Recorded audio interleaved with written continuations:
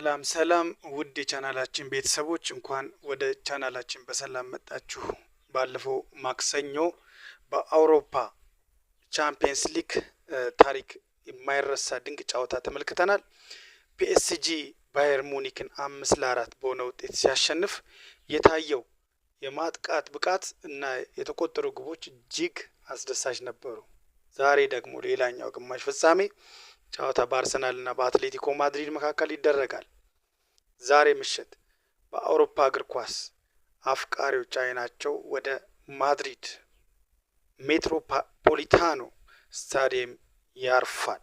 አርሰናል ከ2006 በኋላ ለመጀመሪያ ጊዜ ወደ ፍጻሜ ለመድረስ ትልቅ ታሪክ ለመስራት ቆርጦ ተነስቷል።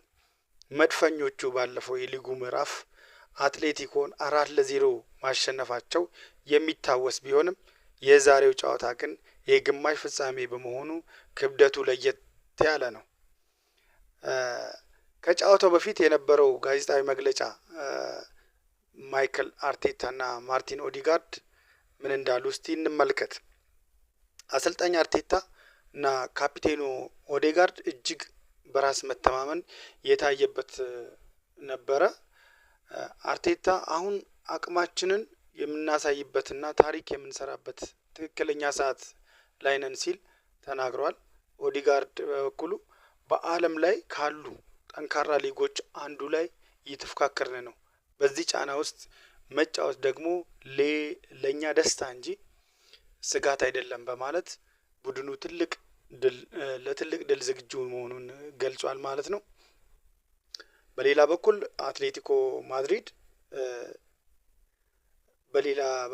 ዲያጎ ሲሞኔ ማለት ነው ለአርሰናል ትልቅ አድናቆት እንዳላቸው ገልጸው በተለይ አርሰናል ጁሊያን አልቫሬዝ ፈላጊ መሆኑ በይፋ አረጋግጠዋል። ልጃችን ይፈልጋሉ በሚል ገልጸውታል ማለት ነው። አትሌቲኮዎች በሜዳቸው እጅግ ጠንካራና በቀላሉ የማይሸነፉ መሆናቸው ይታወቃል።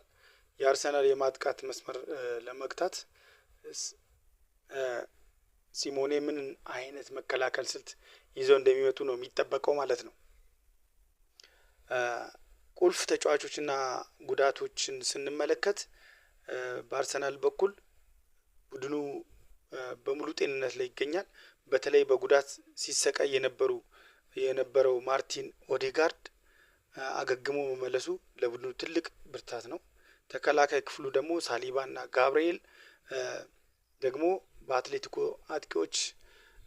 አጥቂዎችን ለማቆም መዘጋጀታቸው ተገልጿል። በአትሌቲኮ በኩልም እንደ አንቷን ግሪዝማን እና ጁሊያን አልቫሬዝ ያሉ ተጫዋቾች በማንኛውም ሰዓት ላይ ጨዋታውን መቀየር የሚችሉ ተጫዋቾች በብቃት ላይ ወይም ዝግጁ ሆነው ነው የሚገኙት ማለት ነው። አንዳንድ ሰዎች ስለ ጨዋታው የሰጡትን ግምቶች ስናነሳ ብዙዎች አርሰናል ባለፈው ያሳየው 4-0 ድል ይደገማል ብለው ቢጠብቁም አትሌቲኮዎች ግን በሜዳቸው የተለየ ቡድን ናቸው ሲሉም ገልጸዋል። ጨዋታው በአርሰናል የበላይነት ሊመራ ቢችልም በአትሌቲኮ በኩል ደግሞ ጥንቃቄ የተሞላበት የመከላከል ጨዋታ ልንመለከት እንደምንችልም ጭምር ነው አብዛኞቹ አስተያየት ሰጪዎች ሲናገሩ የነበረው ማለት ነው ዛሬ። ስለዚህ እናንተስ በአርሰናል እና በአትሌቲኮ ማድሪድ ጨዋታ ላይ ምን ይከሰታል? ምን እንጠብቃለን ብላችሁ ትገምታላችሁ? ማንስ ያሸንፋል ትላላችሁ? አስተያየታችሁን ጻፉልን እስቲ አስተያየታችሁን ግምታችሁን አስቀምጡልን እንላለን። በሌላ በኩል ደግሞ ከትላንትናው ጨዋታ በኋላ ብዙዎቹ እግር ኳስ ተንታኞች የተለየ ሀሳብ አምጥተው ነበረ። ታዲያ ዛሬ የምንጠይቀው ትልቅ ጥያቄ አለ በእነሱ ተንተርሰን ማለት ነው።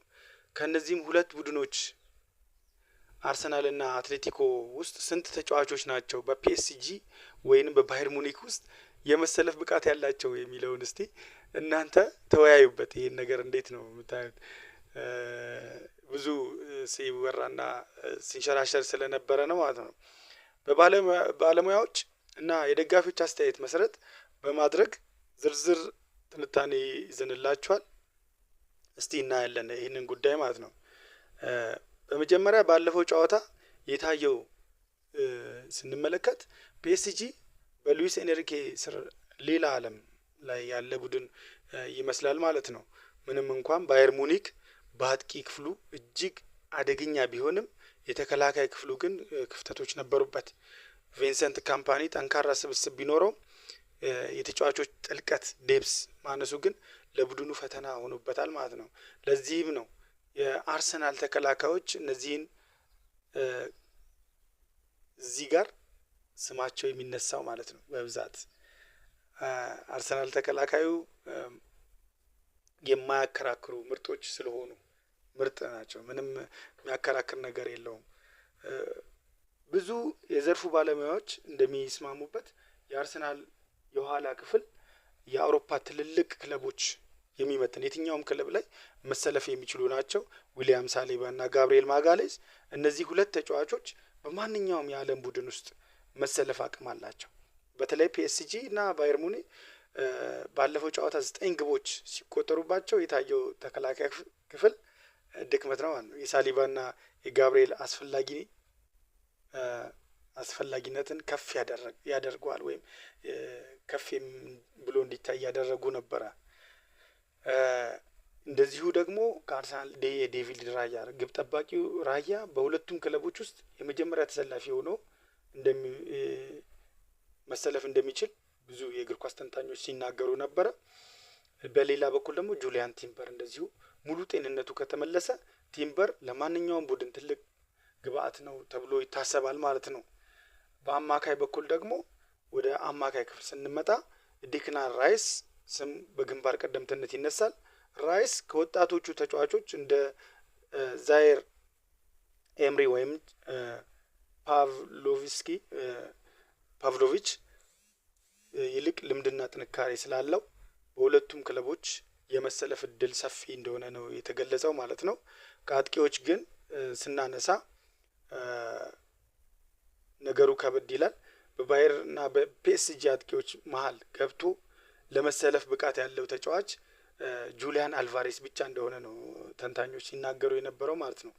የአርሰናል ሆነ ከአትሌቲኮ ጠንካራ ስብስብ ቢኖራቸውም እንደ ፒኤስጂ እና አይነት ተፈጥሯዊ ያልሆነ የማጥቃት ብቃት ያላቸው ወይም ላይ ለመድረስ ግን ገና ብዙ እንደሚቀራቸው ባለሙያዎቹ ገልጸዋል ማለት ነው። በልዩነት ባለሙያዎቹ ያስቀመጡት ነገር እርግጥ ነው ሁሉም በዚህ ይስማማሉ። ለምሳሌ ዳን የተባለው ደጋፊ ከአርሰናልም ሆነ ከአትሌቲኮ አንድም ተጫዋች በእነዚህ ክለቦች ውስጥ አይሰለፍም ብሎ ነው ያስቀመጠው። በጽኑ ይከራከራል ማለት ነው። በሌላ በኩል ደግሞ ኬሪ ጋርነር እና ሌሎችም ባለሙያዎች አርሰናል ባየር ሙኒክ በሊጉ ምዕራፍ ያሸነፈበት ጨዋታ በማስታወስ የአርሰናል ሲስተም ከማንም ጋር መፎካከር እንደማይችል እና ከፍ የበላይ እንደሆነ ገልጾ ያስቀመጠበት ሁኔታ አለ ማለት ነው። እናንተስ ምን ትላላችሁ? መጀመሪያ ላይ እንደገለጽኩላችሁ እንደጠየኳችሁ እናንተም በተጫዋቾችን እያነጻጸራችሁ ከትላንቱ ጨዋታ አንፃር በሁለቱ ቡድኖች ውስጥ ከአርሰናል እና ከአትሌቲኮ ማድሪድ ሁለቱም ቡድኖች በቋሚነት ሊሳለፍ የሚችል ተጫዋች እነማን ሊሆኑ ይችላሉ የሚለውን እስቲ እናንተም አስተያየት ብትሰጡበት እላለሁ ማለት ነው። በሌላ በኩል ወደ አጫጭር የዝውውር ወቅታዊ ዝውውር ባጭሩ አይተን እንጨርሳለን ማለት ነው። አሁን ደግሞ ወደ ትኩስ ዝውውር እናያለን። በጨዋታ ትንታኔ ላይ ስሙ በተደጋጋሚ የተነሳው ጁሊያን አልቫሬስ በብዙ ክለቦች አይን አርፎበታል። የአትሌቲኮ ማድሪዱ አሰልጣኝ እንደተናገረው አንዱ አርሰናል ነው ማለት ነው።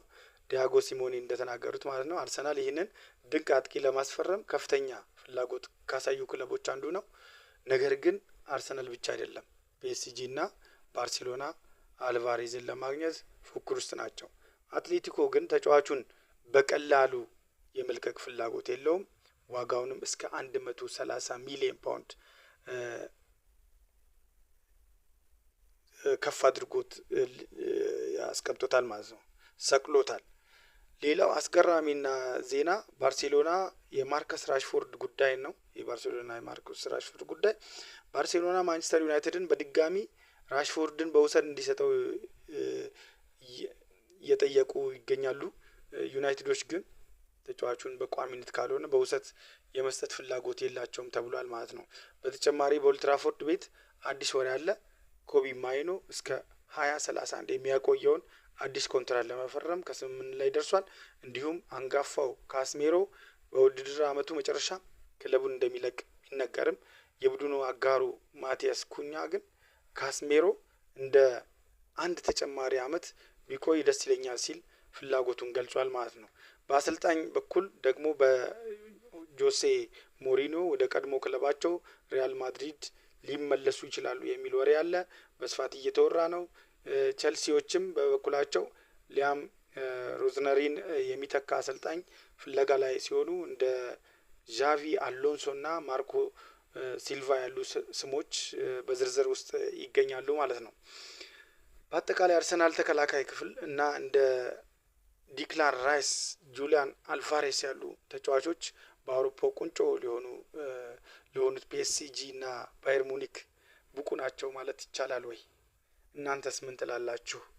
የአርሰናልና ወይም የአትሌቲኮ ማድሪድን የትኛው ተጫዋች በፒኤስጂ ወይም በባየር ሙኒክ ቋሚ ሆነው መሰለፍ ብቃት ያለው ብላችሁ ታስባላችሁ? ሀሳባችሁን በኮሜንት ላይ አስቀምጡልን። በዛሬው ጨዋታስ ማን ያሸንፋል የሚለውን ጭምር ማለት ነው። ቪዲዮውን ከወደዳችሁ ላይክ እና ሼር በማድረግ አዲስ የሆናችሁ ደግሞ ሰብስክራይብ ያደረጋችሁ ተቀላቀሉን እንላለን። የዛሬው ፕሮግራማችን ይሄ ነበር። ሰላም ቆዩልን። ቻው።